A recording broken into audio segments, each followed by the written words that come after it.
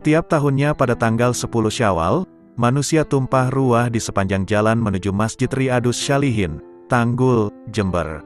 Mereka berdatangan dari berbagai penjuru tanah air serta ada pula yang datang dari luar negeri untuk memperingati Haul Al-Habib Soleh bin Muhsin Al-Hamid, yang lebih akrab dengan sebutan Al-Habib Soleh Tanggul.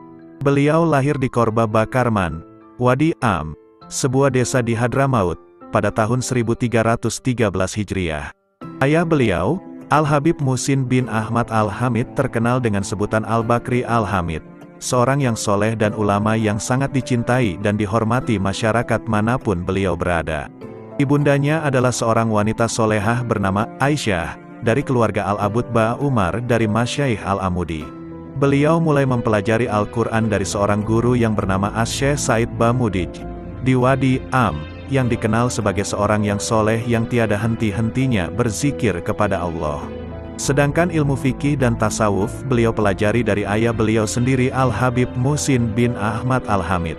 Pada usia 26 tahun, bertepatan pada ke-6 tahun 1921 Masehi, Al-Habib Soleh meninggalkan Hadramaut dan hijrah menuju Indonesia. Beliau ditemani oleh Syekh Fadli Soleh Salim bin Ahmad Al-Askari. Sesampainya di Indonesia, beliau singgah beberapa hari di Jakarta. Mendengar kedatangan Al-Habib Soleh, sepupu beliau Al-Habib Muhsin bin Abdullah Al-Hamid, meminta Al-Habib Soleh untuk singgah di kediamannya di kota Lumajang. Lalu Al-Habib Soleh pun tinggal sementara di Lumajang. Setelah menetap beberapa waktu, kemudian beliau pindah ke Tanggul, Jember. Dan akhirnya beliau menetap di Tanggul, hingga akhir hayat beliau. Suatu ketika, datanglah ilham Rabbaniyah kepada beliau untuk melakukan uzlah. Untuk mengasingkan diri dari gemerlap duniawi dan godaannya, menghadap dan bertawajuh kepada kebesaran Sang Pencipta. Dalam halwatnya, beliau senantiasa mengisi waktu-waktunya dengan membaca Al-Quran, bersalawat dan berzikir mengagungkan asma Allah. Dan hal itu berlangsung selama lebih dari 3 tahun. Hingga pada suatu saat dalam halwatnya, beliau didatangi oleh guru beliau, Al-Imam Al-Qutub Al-Habib Abu Bakar bin Muhammad As-Saqqaf, dalam cahaya yang bersinar terang. Selanjutnya Al-Habib Abu Bakar mengajak beliau keluar dari halwatnya, lalu memerintahkan Al-Habib Soleh untuk datang ke kediamannya di kota Gresik. Sesampainya di rumah Al-Habib Abu Bakar, Al-Habib Soleh diminta untuk mandi di Jabiyah, kolam mandi khusus di kediaman Al-Habib Abu Bakar bin Muhammad As-Saqqaf, Gresik. Kemudian Al-Habib Abu Bakar memberinya mandat dan ijazah dengan memakai jubah, imamah dan sorban. Al-Habib Soleh berdakwah kepada masyarakat sekitar dengan tak kenal lelah. Beliau mengajak umat untuk selalu salat berjamaah dan tidak meninggalkannya. Antara maghrib dan isya beliau isi dengan membaca Al-Quran dan wirid-wirid. Selepas salat asar, beliau membaca kitab Nasaih Diniyah, karya Al-Habib Abdullah bin Alwi Al-Haddad, yang beliau uraikan dengan bahasa Madura sebagai bahasa masyarakat setempat. Tujuannya agar masyarakat faham dengan apa yang beliau sampaikan. Berbagai aktivitas dakwahnya, antara lain beliau lakukan dengan mengadakan berbagai pengajian. Beliau dikenal karena akhlaknya yang begitu mulia. Beliau tidak pernah menyakiti hati orang lain, bahkan beliau berusaha menyenangkan hati mereka, sampai-sampai beliau tidak pernah menolak permintaan orang. Seolah apapun yang beliau miliki ingin beliau berikan kepada setiap orang yang membutuhkan. Beliau selalu melapangkan hati orang-orang yang sedang dalam kesusahan dan menyelesaikan masalah-masalah bagi orang yang mempunyai masalah. Keikhlasan hati, akhlak serta keluhuran budi pekertinya membuat beliau sangat dicintai dan dihormati oleh masyarakat. Semua orang yang berada di dekatnya akan merasa nyaman. Bahkan setiap orang yang mengenal beliau akan merasa bahwa dialah orang yang akrab dengan Sang Habib ini. Ini karena perhatian beliau yang begitu besar terhadap semua orang yang ditemuinya. Beliau seorang yang memiliki kepedulian tinggi terhadap fakir miskin, para janda dan anak yatim. Rumah beliau tidak pernah sepi dari para tetamu yang datang.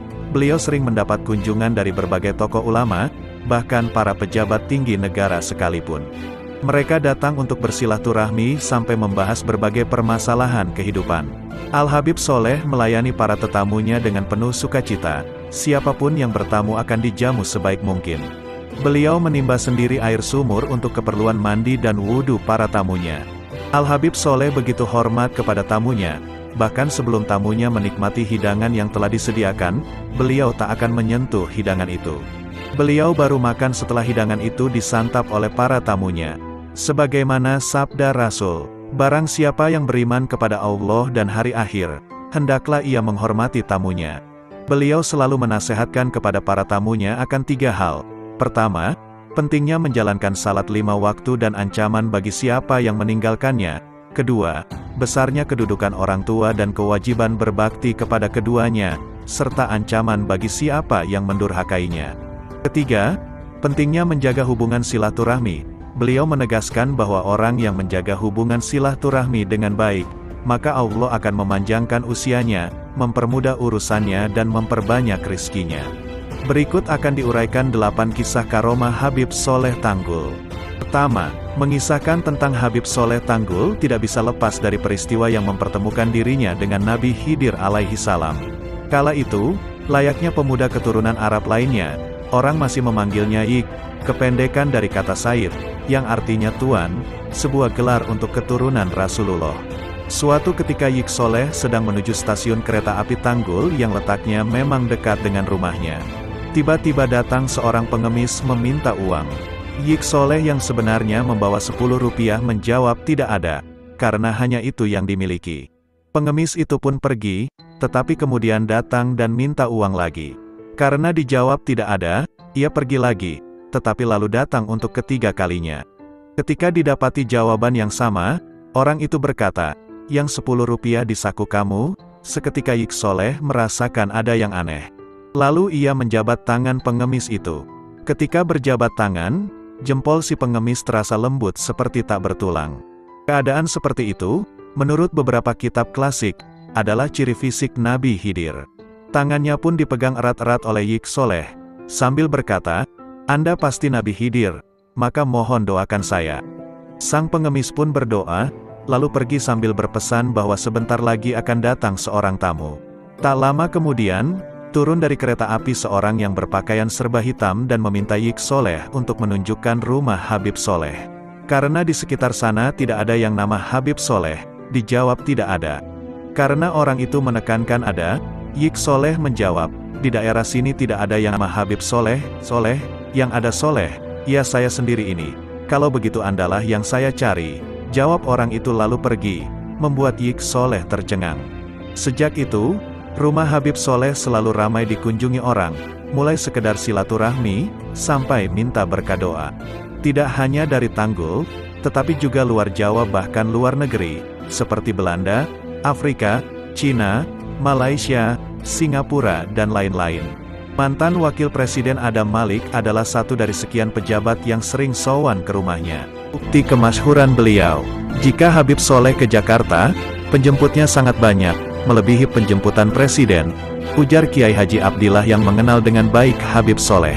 2. Kiai Haji Ahmad Kusyairi bin Sidik, mertua Kiai Abdul Hamid Pasuruan adalah sahabat karib Habib Soleh. Dulunya Habib Soleh sering mengikuti pengajian Kiai Haji Ahmad Kusyairi di Tanggul. Tetapi setelah tanda-tanda kewalian Habib Soleh mulai menampak, Kiai Haji Kusyairilah yang mengaji kepada Habib Soleh. Suatu saat, Kiai Haji Kusyairi sowan kepada rumah Habib Soleh. Tidak seperti biasa, sambutan Habib Soleh begitu hangat, sampai dipeluknya erat-erat sang Kiai. Habib pun menyembelih seekor kambing khusus untuk menjamu sang teman karib. Di sela-sela bercengkrama, Habib mengatakan bahwa itu terakhir kali yang ia lakukan. Ternyata beberapa hari kemudian, Kiai Haji Kusyairi wafat di kediamannya di Pasuruan. Tersebutlah seorang jenderal yang konon pernah mendapat hadiah pulpen dari Presiden Amerika Serikat D. Eisenhower. Suatu ketika pulpen itu raib saat dibawa ajudannya ke pasar, kecopetan.